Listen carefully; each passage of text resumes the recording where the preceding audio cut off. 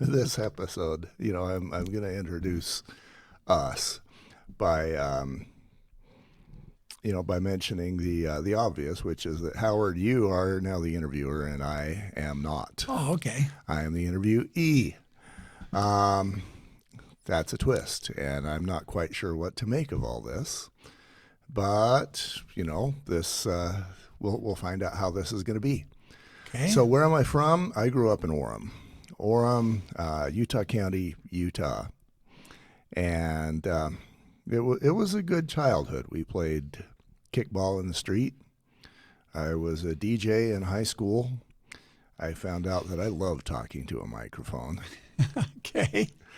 And my mom decided one day that that talking to a microphone for a living wasn't going to pay enough. So she strongly encouraged me to go get an engineering degree. I had a brother-in-law who had that civil engineering degree, and it seemed like it was doing him okay. He had a house that at the time was very nice. He had a piano, and that seemed like the life.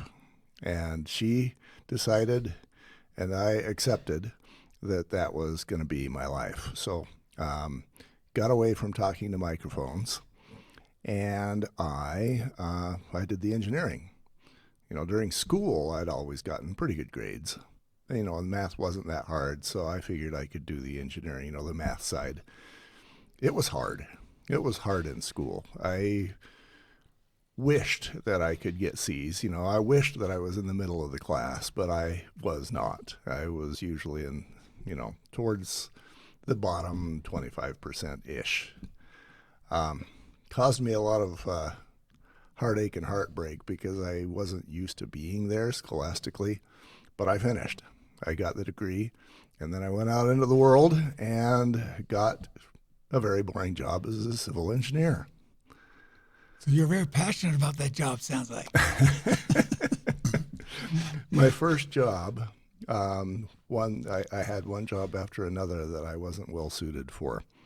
The first one, I was a planner for a small town it's over by Camas. It was Oakley Town. And they had, I don't know, a few hundred people there. And I was planning for way into the future. I was planning for 1995. Actually, no, it would have been 2000 and something. I was planning for 20 years into the future. At the time, it was like 1984, I guess. And I was like, what? I know how to run a calculator. I know how to do calculus. I know how to do algebra. I've been through some accounting courses, but what makes me think that I am capable of planning for this town? The answer is really nothing. And didn't do very well at that. Next thing I did was building roads. I hired on at UDOT, and they said, okay, you're in charge of this project over here. That was in Magna. They had a bunch of dirt they'd torn up, and I was responsible for making sure that the contractor did the job properly and then documenting everything. And I'm like, again, I know how to run a calculator. So you're under budget? Were they under budget? That wasn't even part of my job. Oh, okay. I was there to make sure that if the contractor did something wrong, that he knew it and that he knew what he was supposed to do to fix it. Mostly, I was there. You've heard the stereotype of the highway worker inspector. One guy that shovels the dirt and 6 guys that watch him. I was one of the 6 guys. Okay. Not rewarding, not interesting, not something I wanted to do. But hey, I was an engineer. And so that was my career until I finally put an end to that, or had it put an end to for me, and started getting into home inspections. And I started that in 93, and that was much better for me. I got to wear Levi's and tennis shoes. I got to be outside. I didn't report to anybody who was a boss other than the wife. So you're married at this time. Yes. Okay. Yeah, I married in 85. Okay. And yeah, that was good for me. I liked not having a boss tell me that I was doing it wrong. And I liked the fact that I could make what used to be a day's wages, well, a couple of days' wages, maybe 3 days' wages in a morning. That never hurts my feelings. Yeah, I imagine not. So, yeah, that transition was. I was at the state again. This time, doing drinking water. Drinking water plan reviews, more accounting stuff that again I wasn't well trained for, and that I didn't enjoy. And I started I was balancing the home inspection with this job, and I quickly came to the realization that even if I only did a couple of inspections per week, I was making as much or more than I was being paid for the whole week of work. So I used up all of my vacation, all of my leave, and there came a time where I had to choose, and it was not a difficult choice. So I worked up something with Pleasant Grove City, where I was their city engineer, with Rural Water Association, and now I was making more in 25 hours per week than I had been making in 40. It was terrifying for me, though, because I had contracts for 1 year. And I would wake up pretty much every morning thinking, after a year, I got to go find a job again.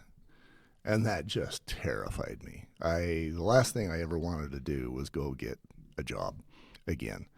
I not well suited for a job. Kind of need to be my own boss. So I worked hard. I got my home inspection business going, and at the time I had a lot of financial demands because now I'm divorced. Well, no, I guess that actually came a little later. But there did come a time where I was divorced, and now I had to basically pay for two families. And I figured that if I did 4 inspections per week, and that seemed like so much, but I figured if I did 4 per week, then I could pay my own bills and pay my ex-wife's bills, and it'd be okay. Since then I've gotten to where it's 7 or 8, and sometimes in crazy weeks it's been 13. But 4 seemed like a real goal for me back then. That has taken me to, fast forward now 30 years from where I started home inspections, and now I'm just tired of home inspections. It's been very good for me. It's been good to me in every way, but been there, done that. And it earns a living. It earns a nickel. I've learned some things. I've podcasted about some things, home inspection. But it's just a thing. It's just a way to earn money. There's more. Mm-hmm. And so I was hunting for whatever more is. We all want to know what our purpose is. And so that gets us to today. I'm doing Manalizing. This is my purpose. It's very comforting for me to know that what my purpose is, that this is it, and that I'm moving forward on it. Okay. When you talk about your purpose, Mm-hmm. we're going to go back and get some detail later on personal moments in your life. But right now, when you talk about your purpose, how does that make you? I don't want to say how does it make you feel, but how does that what's the difference between that and what you're doing before emotionally? Emotionally, it's the difference between the cup being full and running over and the cup being empty dry. Earning a living is great, but if all you're doing is just paying your bills, according to my brain, according to Right. how I'm programmed. If all you're doing is just paying your bills, you're not accomplishing anything. You're just living. You're existing. You're not being meaningful. You're not filling your purpose. You're not being valuable. You're not using the gifts that God's given you. I go back to the parable of the talents. Mm-hmm. And I have to say I'm pushed hard to identify my talents and develop them and use them and make sure the world is benefited by them. And that's a very different thing than just earning a living. Yeah, but weren't you doing good by the jobs you were doing? Weren't you helping the cities you worked for, the state you worked for? Weren't you like giving service in a sense, getting paid for it, but doing good? That's a good thought. Yes. So, for example, one of my jobs was working with a city, a smaller city, being a consultant for their water system. Mm-hmm. As a result of my efforts, people got water, kind of, sort of. I mean, there's workers who actually made sure that pipes weren't leaking, that sort of thing. But I was the guy who built the computer models that says, yes, we can put in a subdivision over here. And so, yes, I was giving them water, perhaps, but it didn't feel to me like if I were to get hit by a bus, they still have water. They don't even know that I exist. Okay. I have one of my strengths. I don't know if you ever heard of strength finders before. There's 35 strengths. Each one of them has their basement, and each one of them has their ceiling. And one of my strengths, one of them is communication. Another one is that I'm a woo, which means I love to be around people and connect. Another one is significance. I need to be meaningful. Okay. And if I'm not meaningful, I get depressed. And because I feel like I'm less than, I'm not enough, I'm nothing, I'm not filling my potential. And that's depressing. So that all fits back into the job is not enough. That's my very long answer to your question. Okay. That's good, knowing where you're coming from on this. So you said your mother was the one who said, you got to go find something you make a real living at. Uh-huh. By the way, some DJs make pretty good money. Some do. Some of them do. On the radio guys do. They do pretty good. Why your mother, not your dad? Generally, it's the dad who comes. Your mothers have a tendency to say, "Go fulfill your dreams," but dads are like, "Get a real job. Make sure you can take care of your family, pay your taxes." That's what dad normally does. How come it's your mother? I remember, this is my best example of that. I remember once I was working at K96. Okay. 96.1. They were out of, I think they still are, out of Provo. They were a major player, but I got the Sunday morning 3 a.m. to 7 a.m. shift. Okay. And I was making... Well, you were a rookie. Yeah, I was making, I don't even remember, whatever you made back in the late 70s for DJing. It was probably $2 an hour. I don't know. Maybe $3. But so 2 weeks go by, I've worked 8 hours at less taxes. And I get the check in the mail, and it was for about $20.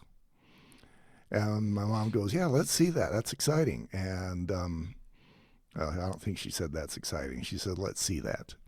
And I yanked it away from her because I knew it was like $17.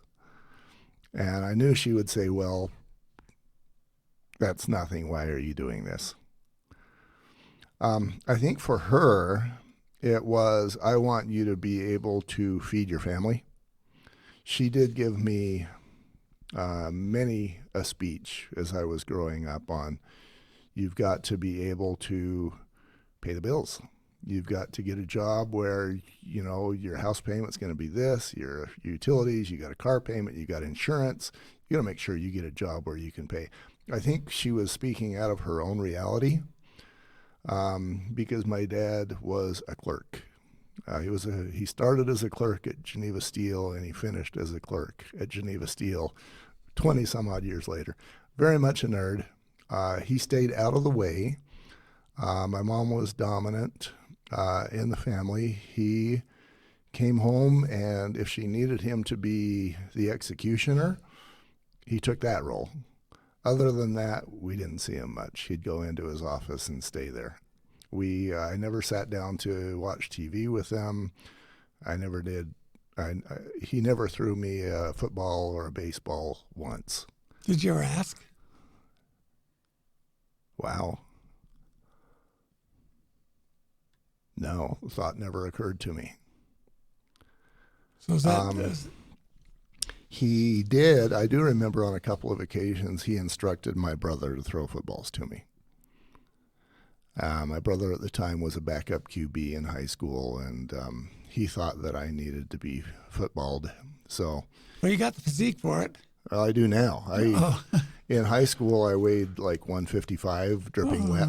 Okay. And in junior high, there was actually a picture that was taken where you could count my ribs in the picture. I was that skinny. Whoa.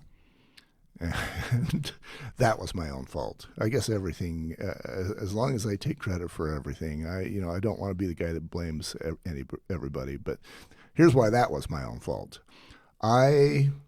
He was a clerk. My mom became a school teacher later, but there was no money. So she gave me money for lunch, and I'm like, this is the only money that comes to me. So it was 40 cents a day.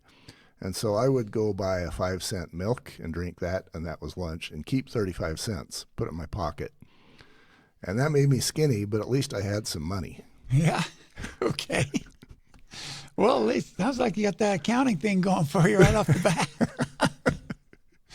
So, all right then. Wow, just milk. Yeah, I can see why you'd be skinny. Yeah. Don't you load up at home on the French toast? I used to make what I called sugar cookies. I found out later in life they were snickerdoodles. Oh, yeah. And, you put the cinnamon and the sugar on top of those things. Those were good. I don't have that recipe anymore. I wish I did. I'd still make them. But that was one way that I would load up. But, if you can count my ribs in a picture where I was not the only person being focused on, I was skinny. Okay. All right, I want to kind of switch gears a little bit. In fact, I'm going to switch the camera. Okay. I don't think it switched. Did it? Let's see if we do it again. Hey. There we go. Okay.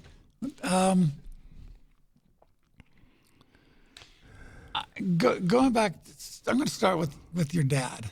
Uh-huh. And you talk about he was kind of vacant in your life unless your mother made him. Yeah, unless she told him to whip me, yes. Yeah, well, that's kind of that was the era that back then a little bit. My dad had come home from work because we'd driven my mom crazy, and she said, how did you feel about your dad?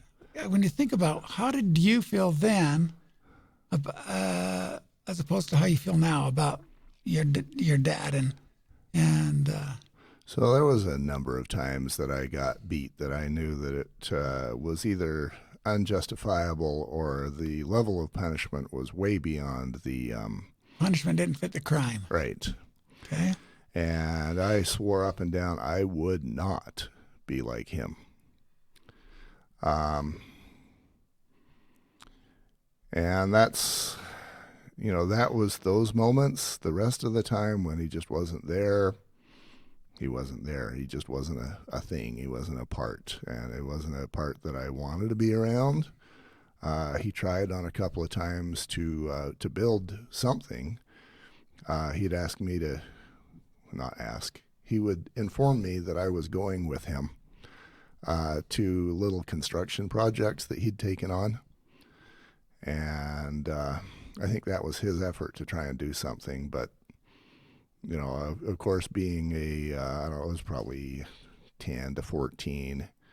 I didn't know, these little construction projects. Maybe he was forming a porch or doing some sort of contracting, and he would have me be the, do the things that a 10-year-old can do, which is pretty much nothing. And we didn't talk. I didn't know that he could talk. He'd tell me what he needed me to do, and I'd do it to the best of my ability, and I'd stand there the rest of the time, and then we'd go home. So how do you feel about your dad? I'm going to say the love word, is that even part of your existence toward him and the reciprocation from him? Did you ever feel like he loved you? Oh, wow, that's another good question. That's never come up. Or were you just a responsibility for him? Yeah, definitely not the love. When he was 90 and I knew he was dying, and I knew that I didn't want to feel guilty about having him die and me wish that I could be around him and get to know whatever, that's when I actually talked to him. I'd take him out to A&W because it was close, and he'd spit on my food because he was missing his teeth. Oh, so he did do it on purpose, at least. Okay. But he, at that point in time, he really just wanted to, in his words, I want to go join my wife. She'd been gone for a while. She'd been dead. And that's really all he wanted to talk about. It's what he wanted to do. So I did the A&W runs out of duty. At that point, I didn't dislike him. He was just a person, and I could see that he had his own issues, but I can't believe I'm saying this, but I guess I didn't care about him enough to dislike him. So apathy. Yeah. It created apathy. Yeah. Okay. How does that make you feel now? If you do some introspection into what you just said, what does that do for you now? Yeah, being honest, I feel, my first thought is I feel like that's a sane reaction. That it would have been difficult for the 10-year-old me to go to him and say, hey, let's have a relationship. Oh, Let's of course. Yeah. Let's play cards. Let's play with the dog. Let's play football. Wasn't him. He just didn't do that. He wasn't around to do that. So it sounded like it was actually a two-way apathetic relationship when you really think about it. And maybe that's where you got it from. Yeah, and in his defense, he learned that honestly. As he was growing up, there wasn't enough room in the house/cabin for him to be in. And this is in Vernal, where it gets like -20. Oh, yeah. And he would sleep out in a tent because there just wasn't a space for him. He says that his dad didn't notice him until he was old enough to work. So he comes, like I say, he comes by it honestly. Okay. Can't blame him. It's what he learned. Yes, but you learned the same thing. You learned that same thing. You changed. I mean, you're not your dad. Uh-huh. I actually kind of went overboard the other way. Okay, tell me about that. So I have 3 girls of my own. First marriage, I'm going to not talk about the second marriage yet. My second wife has 2 boys, and so we went from 3 to 5. But with my girls, as I was doing the jobs, which were very much unfulfilling, of course, I decided that my purpose at that point was to raise them and have them be successful. And I didn't matter. But if they got into adulthood successfully, that was my win. That was my purpose. That was my meaning. And so I did everything I could to get them there. That worked to my detriment. In what way? Because my wife at the time could see that I would give and yield anything for them, that I would take anything for them. So she realized that she could do anything she wanted to to me. She told me once and that she had turned me into her dad in her mind. She hated her dad. Okay, that's not good. And so in order to punish her dad, she would punish me. And she knew that she could because she knew that I was so dedicated to my girls that I would not do anything that affected them negatively. You're telling me that what I get out of that is that she was jealous of the relationship you had with your daughters. I hadn't considered that. Maybe. That's also a brand new concept to me right now. Oh, you can chew on that a little bit. Yeah, not now. And you can chew on it while you're sleeping tonight. Okay. So when you got divorced, what changed with your relationship with your daughters? So I met Julie, still married.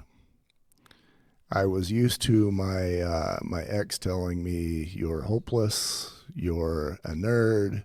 You can't accomplish. You're not. You're less than. You're not enough. You can't. You won't. You're, you know." Is that because of the jobs you were taking at the time? Partly, or was it just all something else? I think she needed me to be less than so she could be more than me. Oh, one of those. Okay.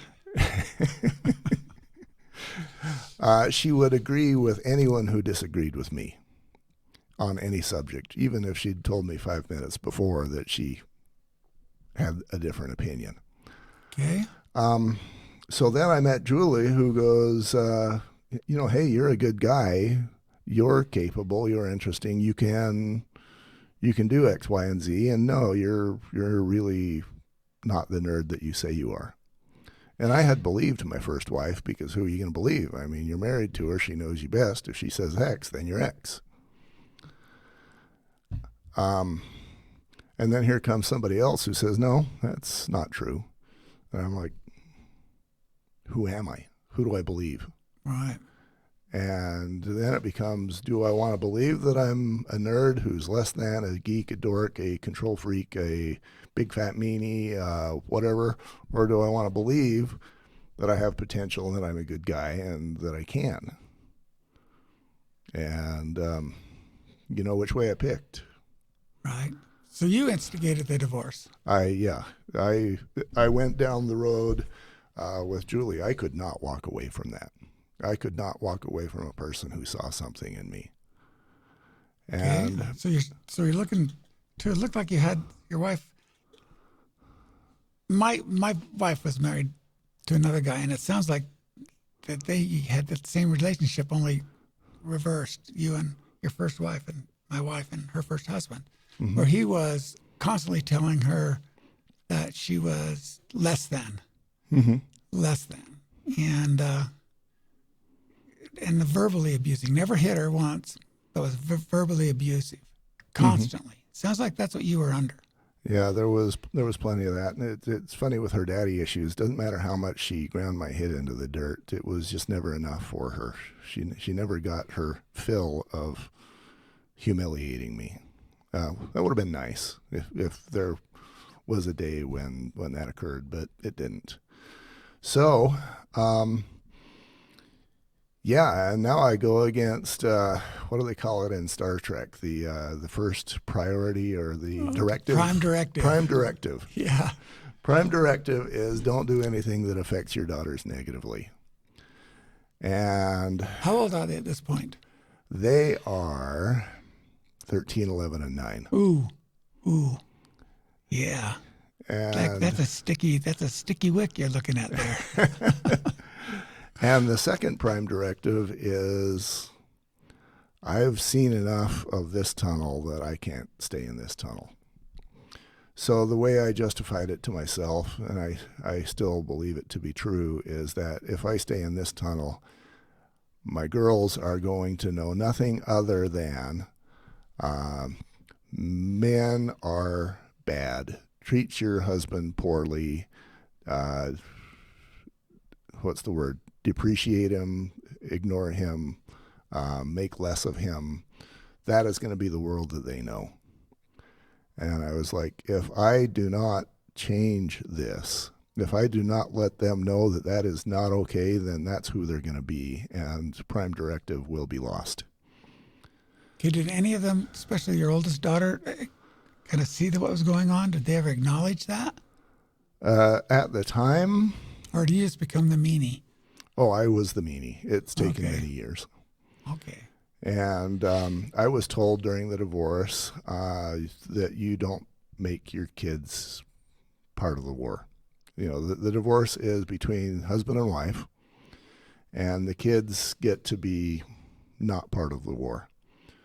So I did that. But yeah, I was the big meanie for many years. And I think, you know, as time goes by, it's been 20 years now, they can see who I am, especially who I am now. They don't see me angry ever. Because I'm married to a woman that calms me and feeds me and loves me and reassures me, and it's a very good life. I know who I am. I'm settled with it. I like it, and so they don't see the meanie that I was portrayed by the ex. So I think they get it. But you know, the last thing I'm going to do is tell them anything. Right, about the relationship. Yeah. Right. Okay, so you have two major, maybe even three. Well, I'm going to put your parents as one, and then your ex-wife as another. Uh-huh. Two major influences in your life that weren't helping, that weren't guiding you. It seems like helping you fulfill the measure of your creation. That's the way I like to put it. Uh-huh. Help you fulfill the measure of your creation. God put you here on this earth for a purpose, and are you going to fulfill that? And it looks like they were roadblocks to that for you. They were roadblocks for you to be able to fulfill the measure of your creation. And yet it looks like now you're heading toward that, if not got 3 feet into it already. 3 feet. Yeah. Well, 3 feet is just what I came up with. I love 3 feet. I'm going to steal that one. Okay.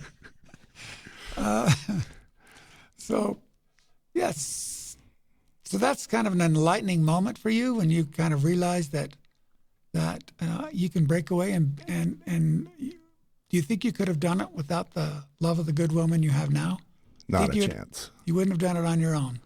No, because I can hear my ex-wife right now saying, you know, I hear what you are saying you want to do, but you'll never succeed at that. You won't do that. You don't know how to do that. You've never done that before. Just stay to your day job and bring home a paycheck. I wonder how many men out there are getting that right now. They're working in a job, not fulfilling their measure of their creation. Do you think, did you ever, okay, I'm going to in all the time that you were doing those jobs that weren't fulfilling you, Uh-huh. do you think that the people working around you were feeling the exact same thing? Or do you think some of them, that was their excitement in life? That was what they really felt fulfilled them, doing those jobs. The people in the engineering world, none of it is exciting. None of it causes a rush. You know, if you build a road, it takes a number of months, and the best thing that happens is they lay the pavement, and you go, I finished that. That's not much of a rush. Yeah. Or, you know, and I didn't ever build a structure. I guess I was involved in building highway bridges. And that's a lot of pile driving. It's a lot of dirt moving. Sometimes the big moment, the really cool big day, is when they pour concrete for crossing the two ends of the bridge. You know, there's not a lot of adrenaline there. So they call that, you know, I heard that from a lot of people. They call that the JOB. JOB, job? Is there another acronym I don't know about? Okay. And, you know, and it's just what you do between 8 and 5 so that you can fulfill your responsibilities. So to answer your question, yeah, I think most of us guys, I'm going to say high 90s%, we wouldn't do what we're doing if we had any other option.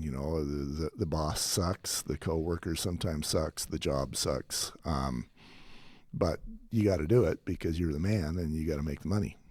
Okay, what I see in my own small life here is jobs. Well, I've had jobs like that too, and I found my passion like you did with your daughters. Mm-hmm. But I had encouragement in those jobs from other people. I think people who are in those jobs find passion in other things other than their job that fulfill them. Right. And so that this is what works, but I have this outside of my job that fulfills me. Right. And it didn't sound like you were getting that outside because you weren't getting that encouragement. You were just getting beaten down in between job and Yeah, the closest thing I had to something that fulfilled me was my daughters. okay. Raising them, playing games with them, teaching them when I could, loving them, watching TV with them. That was my thing. Okay. I didn't feel like I had license to go take a karate class or I'm taking voice lessons now, but I didn't even think about doing that back then. To walk out of the house when I could be near my daughters just wasn't an option. Okay. So you've kind of answered the question I had last week when I was here, the question I asked you about the relationship with your dad and how that changed with the relationship you have with your kids and the effort that you put into your kids.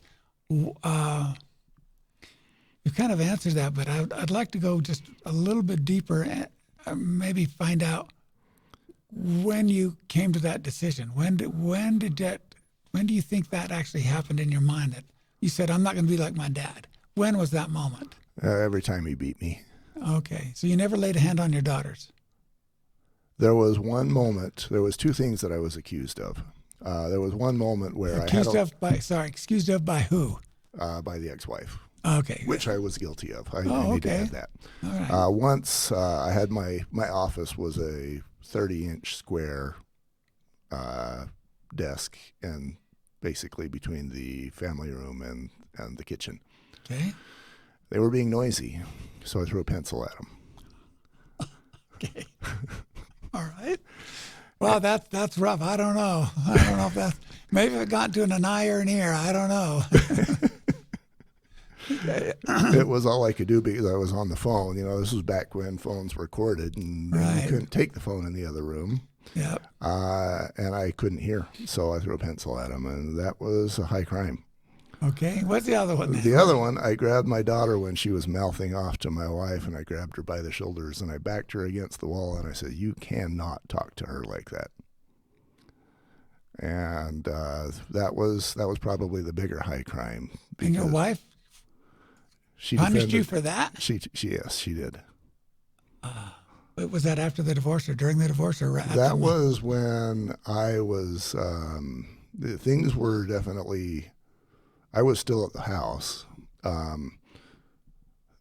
I was basically emotionally done there, but I was sticking it out because my decision at that time still was, I'm going to be the victim. I'm not going to make my girls the victims. Okay. But things were definitely in turmoil. All right.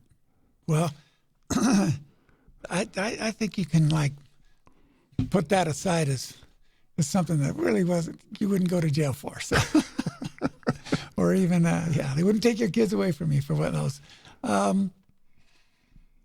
Now, I'd like to talk to you about, was Julie married at the time when you guys started? Yes. So you both divorced Yes. spouses Yes. to be together. Yes. What kind of an emotional roller coaster was that for both of you? Oh, man. To have my girls all decide that I was Satan for whatever number of years, not fun. Also, what's not fun is we get married, and now she's got two sons. One of them who at the time and who still is a good kid and a great man, and he was easy. The other one, the most difficult child I have ever met. And so we get married, and the kid, hard. And she ends up being gone a lot because she was in an LLM, prepaid legal. And prepaid legal does meetings pretty much every Tuesday, Wednesday, and Thursday night that she had to be to. So now I'm the dad, only I can't be the dad. If I cook something, they don't want it. So I'm like, if you don't eat this, I'm not gonna be your cook. So they were quite young then, even. They would have been 9 and 7. Okay. And Yeah, those are tough years. yeah.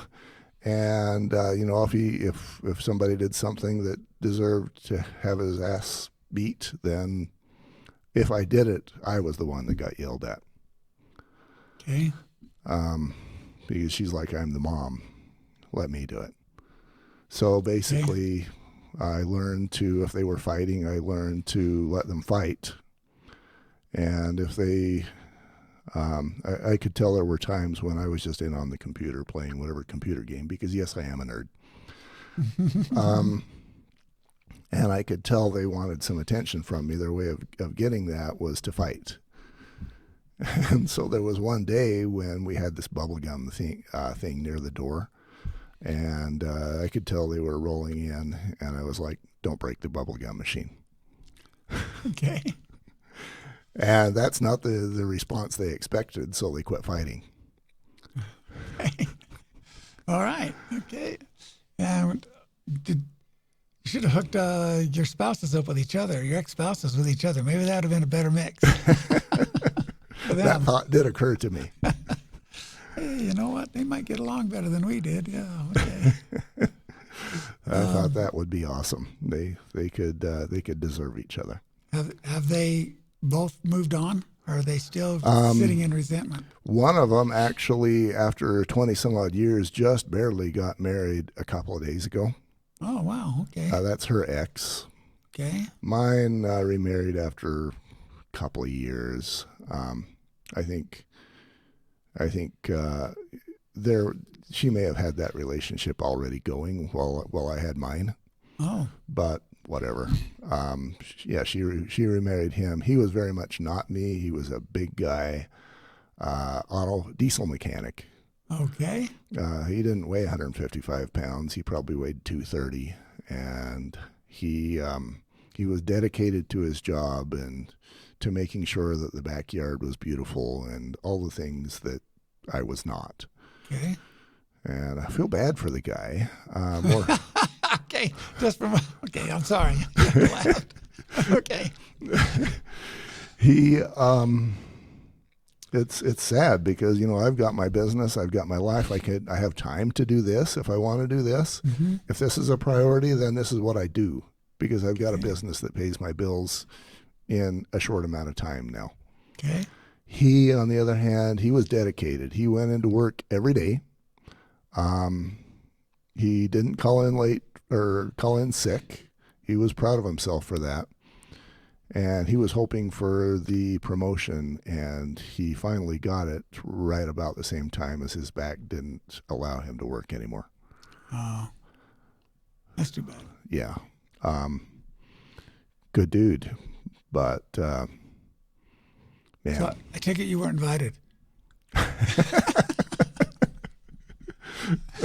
Yeah, okay. And I have to be honest, there was a lot of times when I told people I'd rather drink my own pee than be in the room with that woman. Okay. That's harsh. Okay. You heard about this thing about forgiveness? It doesn't only hurts you. Yeah, I've heard that. I really struggle with forgiveness. Oh, I get it. You actually forgive her, you just don't want to be in the same room with her. I'm great as long as she's not in the same room. There we go. I have learned to be better than that, but it's still never comfortable. She emotionally, I feel like she still struggles. So I don't think she really knows how to process what I did to her. Do you think counseling would have helped you? Absolutely. Because, and this is the reason why all of that is all my fault. Because if I would ever just once stood up and said, no, this is not going to happen. I am going to be a relevant part of the family. I'm going to be respected by you. I have principles that I would like reflected in the family. I'd like to do family night. I'd like to pray together. I would like, and all those things I would have been abused for. Okay. But if I would have stood up and said, no, this is not how I want things, and it's important to me, and if it doesn't happen, then I've got a choice to make. So you can have what you say you want, or you can take a risk on not having me around. I never said that. I didn't give her that choice, and that is why it's my fault. Okay. I can see where that would have. Do you think that you were like you were because of the relationship you had with your dad? Not standing up to your dad? I mean, did you ever stand up to your dad, ever? Oh, not a chance. Ever? I would have been killed. Okay. Was he a big guy? Bigger than me. Everybody was bigger than you. You couldn't see his ribs. Okay. All right. Do you think you didn't stand up to your dad, or you didn't stand up for what you really wanted to do coming out of high school? Do you think that had an influence in why you didn't stand up to your wife? Did you think she was right? Of course I did. Okay. Yeah, she, like I say, she knew me. She was around me as much as anyone, and if she said I was X, then I was X. Who's going to argue? Yeah, your soul. So you finally, I guess, you're the wife you have now, Julie. Is she the one that finally convinced you that was all a lie, or were you, Yes. or were you that person? Were you that person, and then Julie changed you? So you see the difference there. That you really were what she said, but Julie turned you into the person you are now, or were you always that person, just not being acknowledged for it? Ooh, boy, those are deep questions. There's a song by Boston called "A Man I'll Never Be." Okay. And they're talking about how they will never be the man that she sees. And you could tell in the song they're about to break up with her because they would like to be who she sees, but they can't. Only in Julie's case, I actually was so intrigued by what she saw. I didn't think I was that man, but I was so intrigued that I could not pull away from that. How do you choose commitments over hope? Which one of those are you going to choose? So, Always hope. Yeah. Otherwise, you become diminished. Yeah. So ask your question again, because that's such a good question. I want to make sure I get it answered. Okay. The question is, were you that person your first wife was telling you you were? Or were you always the person that your second wife said you were? You just didn't acknowledge it or didn't bring it out. It was like you were so crushed by it that you couldn't acknowledge who you really were inside. I think the answer is both. When I was around my first wife, I was less than. Okay. I was incapable. I got fired a lot. She had reason to believe I was less than. Okay. But around Julie, now I'm a very different person. I'm confident. I know who I am. I succeed at business. I make so much more than I ever thought I would make. She saw a man, and she created that man. Was it in me? Yes, perhaps, but it was buried deep. She saw it. She built it. She created it. I am who I am now because of Julie. Okay. Okay, now this is hypothetical. Okay, you said that and you believe that, and I believe you. But I'm going to just twist it just a Okay. little bit. Good. What if you hadn't met Julie, but you still divorced your wife? What do you think would, I know that's a hypothetical, and we don't dilly deal in hypotheticals that much, but We but live I'm- and die. I live and die on hypotheticals. okay. Because I'm looking at that person that you had buried deep, and if you'd have just gotten the divorce, would it push you even deeper, or do you think you would have like pulled yourself out without Julie? Maybe. I'm going to go back even a little further, and if it's and it's not necessarily for me immediately divorce or not divorce. It's live with the condition that I have, or make it clear that I no longer accept those conditions and things will change. And I don't have to enforce it through sheer force, but I always have the ability to leave the marriage. And actually, I think my ex-wife, though she tried to project being in power, in control, do what I tell you, I think she was probably psychologically weak enough, which is why she did it, that if I would have stood up and said no, this is going to be how things are changing, and if not, then I'm gone. She would have picked door number 2. Did she have a career of any kind other than mother, housewife? No, yeah, she just was doing the housewife thing, which is ironic because my youngest was 9. She just stayed home. She liked it that way. Bonbons. Yeah. Watching soaps. Yeah. I don't know. That's what my wife's always had a career. And then when I come home, she goes, "What are you doing?" I just sit around the house watching soaps and eating bonbons. And I accepted that. We never had a lot of money because there was one income and 5 people. Yeah, that's hard to like venture out. Venture out into new frontiers. It's hard to leave. Okay, I know we're not making a lot of money, but we are surviving. What happens if I try to break out and fulfill a dream, and it fails? We starve, we lose our house, we lose our car.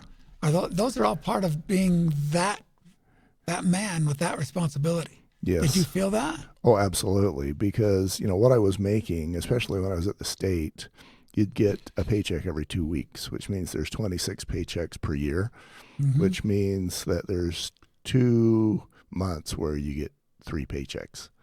And so we'd actually rely on that. And it came to the point where the 3rd paycheck just brought us back to 0. Wow. And so there is no room for even stubbing my toe. Yeah, you can't reach out and start new adventures when you're in that place. Yeah, that's hard. That's hard to knowing that you're in a job you don't really like, but you got to have it to pay for my family. Yeah. Until you start taking 2 and 3 jobs. Well, and that's what motivated me to start the home inspections. Right. Because I realized there needed to be more money. Okay. And that was You didn't ever say, "Go and get a job, woman. Come on, you're capable." That would have required that I actually had a spine. And I did not. Well, that's hard to admit. Oh yeah, I've worked very hard on having a spine, even with my current marriage. When, for example, when she's off to the prepaid legal thing, and I'm, trying to manage kids that are swinging from the chandeliers, and then being told that I can't tell them what to do. Yeah. Hey, go live with their dad. It's taken me a long time to learn how to have a spine. And even now, I think if she didn't allow me to have a spine, I wouldn't have one. I think we married the same person. Okay. All right. I guess, I don't know. Is this time to wrap up? Yeah. Yeah, it's about time. We're going a little over an hour now. Okay. I want you to sum up your emotional state from, just really quickly, there's 3 stages I see in your life. Okay, you have your childhood, your first marriage, and your 3rd marriage. Right. Okay, I'd like to quickly, in a few words as you can, sum up, maybe just even a word that describes your first part of life, with your parents and sibs, your life with your first wife, and your life with your wife you have now, and the life you have now. Maybe it's that life, this life, and that life. Not necessarily the people, but that life emotionally or introspectively. I don't know. What words would you put to those three phases of your life? The word that comes first for my childhood is neutral. I didn't I didn't get beat like a drunken dad would beat you. I just got beat when somebody decided I should be beat. I wasn't told by my parents that I was less than. I definitely didn't build any close relationships with any of my brothers and sisters. I was fairly close with my younger sister for a while. But I'm going to use a word like neutral or unremarkable or, I like the word you said about dad, apathetic. Yeah. The whole life seemed to just be apathetic. Didn't care. Didn't seem like he had a lot of care going for getting care and giving. Maybe between your sister, you got some care going. But my mom had one moment when I was doing the divorce. She gave me a blanket, a sunflower blanket. And that sunflower blanket meant I love you. Okay. Now it's me that's crying. Yeah. Usually I do this to other people. But that blanket means I gotta compose myself.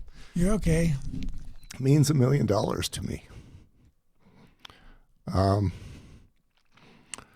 second part, the first marriage, I actually had a moment.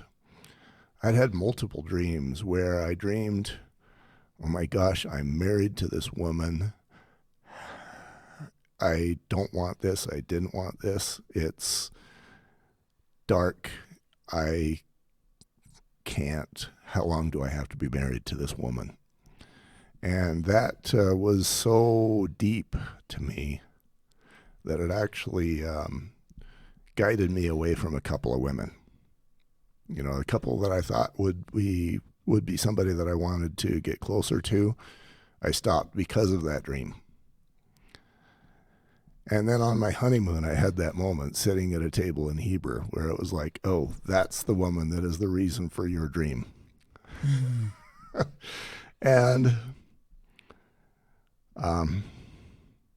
I don't know if I made this up in my brain, but it feels like at that point in time, the answer was 18 years. And I did get divorced after 20, I believe. Is that right? No. 93 to 2001. 18 years. Yeah, you're the mathematician. I would have not.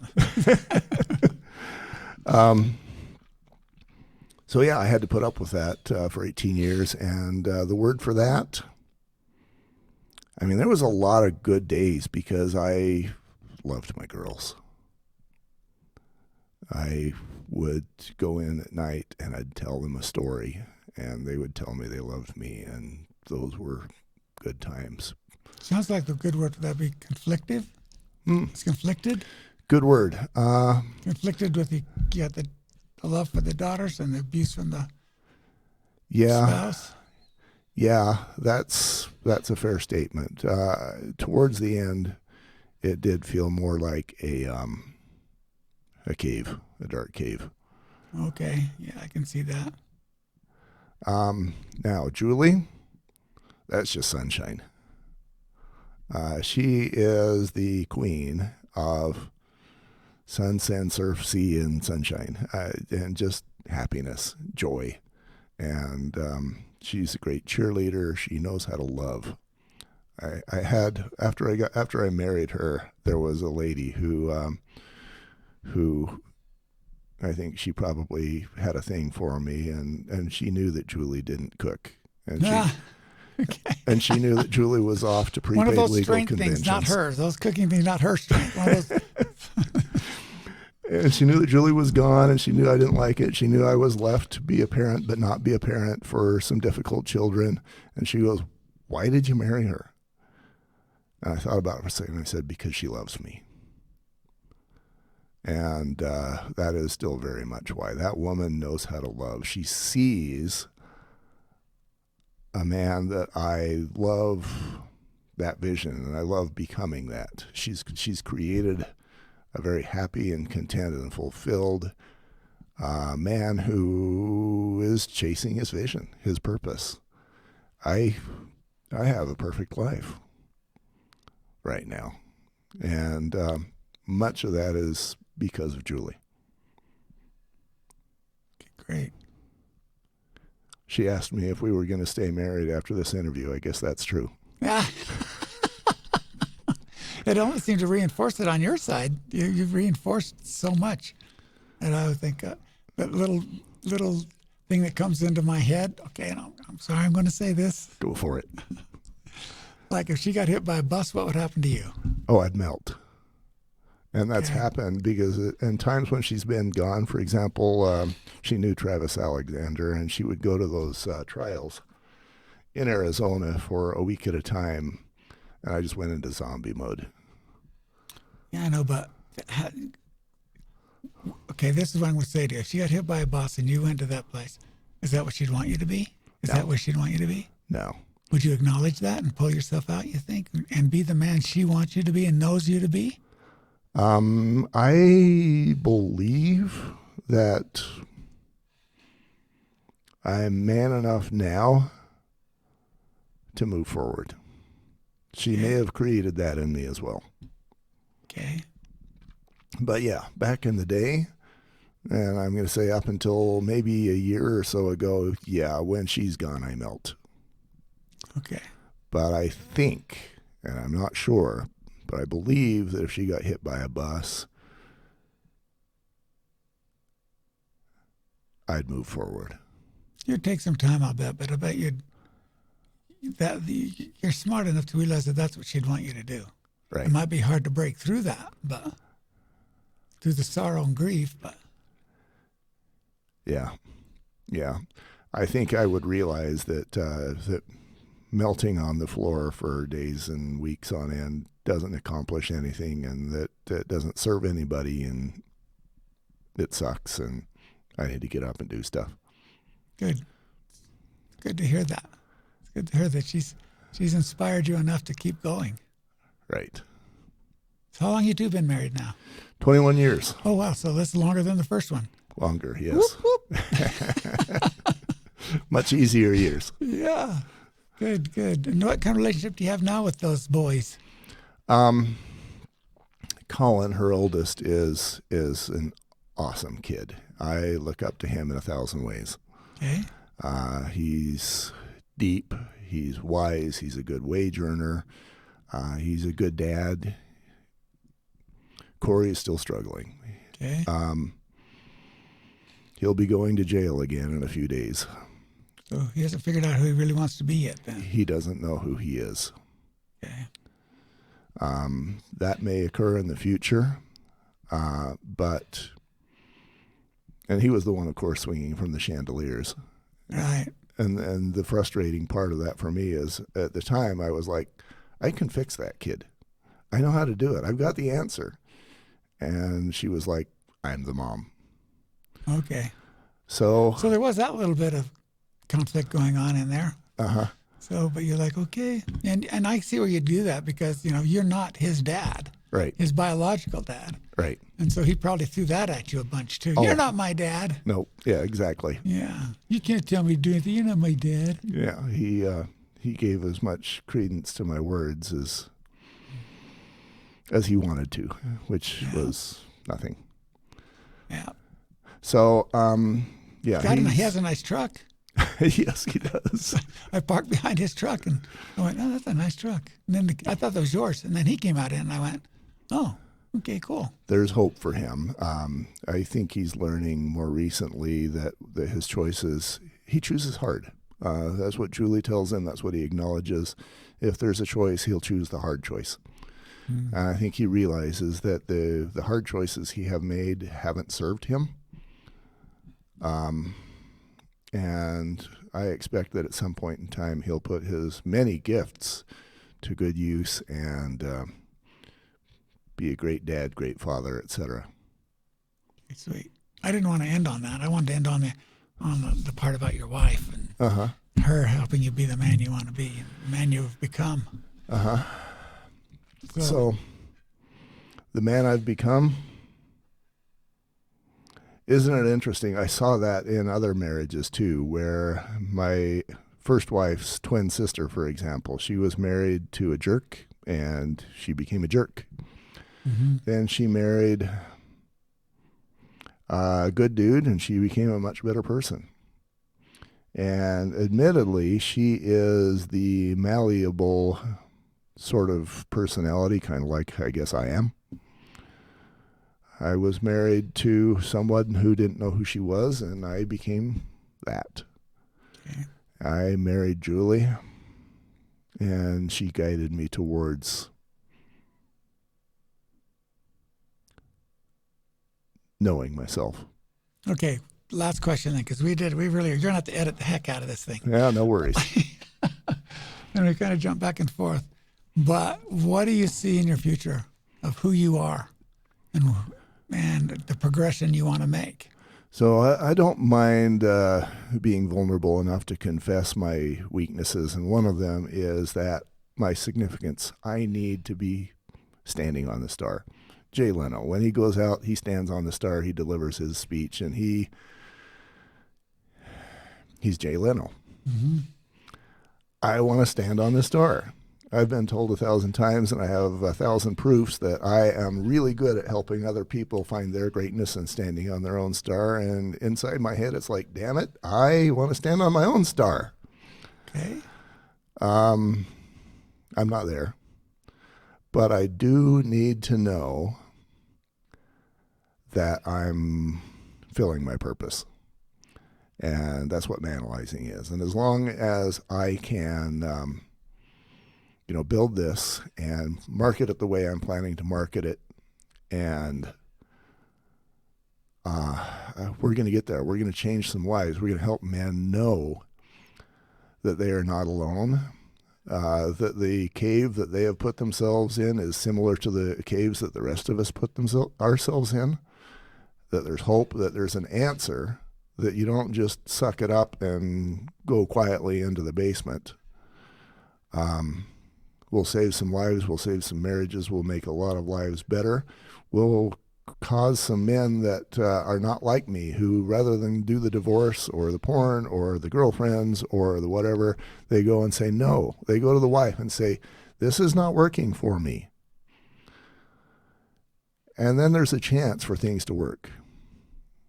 And so I think I'm going to change the world. And if I can do that, that qualifies as me standing on the star. Then I made a difference. One podcast at a time. One podcast at a time. Well, good. Congratulations. I look forward to it. To your achievements. I really look forward to seeing your achievements. So do I.